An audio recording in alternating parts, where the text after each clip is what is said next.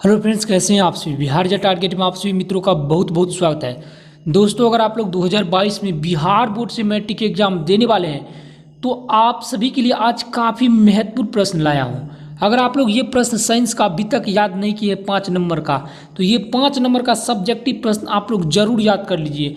ये प्रश्न सभी बार पूछे जाते हैं और ये बिल्कुल फिक्स सब्जेक्टिव प्रश्न है और ये 5 नंबर का है। देखिए, ये प्रश्न अगर आप लोग याद कर लेते हो तो आपके मैट्रिक्स बोर्ड एग्जाम में साइंस में 5 नंबर प्लस आएगा। चलिए क्लास को स्टार्ट करते हैं।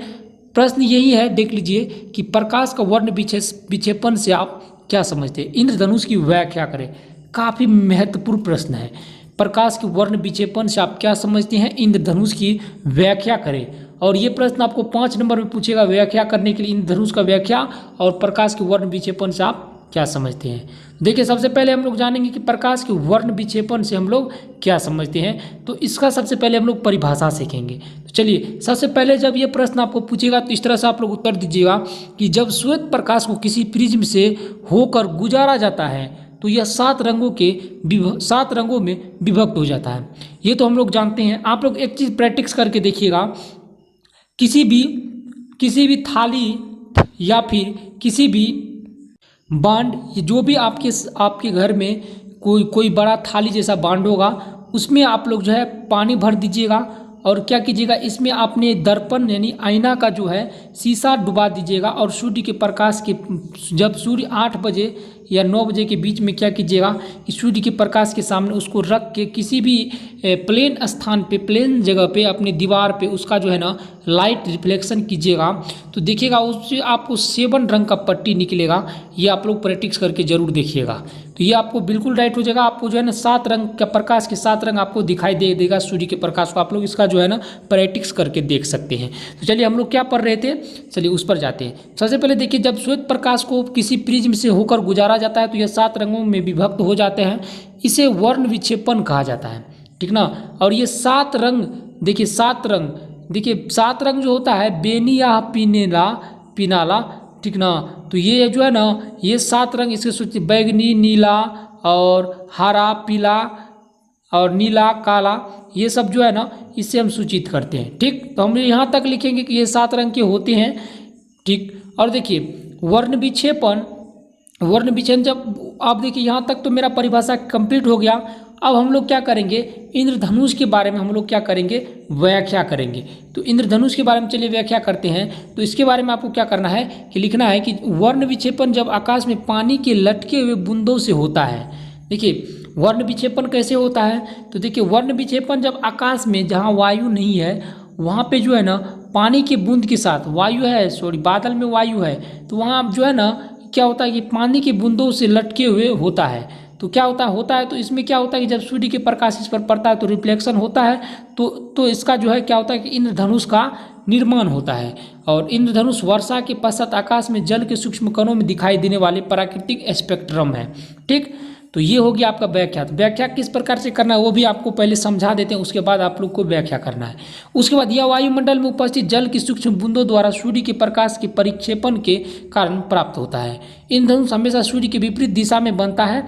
जल की छोटी छोटी बूंदें छोटे प्रिज्मों की भांति कार्य करती है। सूर्य के आपतित प्रकाश को बूंदें अपवर्तित तथा विक्षेपित करती है तथा आंतरिक परावर्तित करती है, जिससे क्या होता है कि जल की बूंद से होकर के क्या होता है कि निकलते समय प्रकाश को पुनः परिवर्तित कर देता है। प्रकाश के वर्ण विक्षेपण तथा आंतरिक परावर्तन कारण भिन्न प्रक्षेपकों के नेत्र तक पहुँचते हैं और उन्हें हम आकाश में 7 रंगों का बैंड या इंद्रधनुष के रूप में दिखाई पड़ते हैं हमें।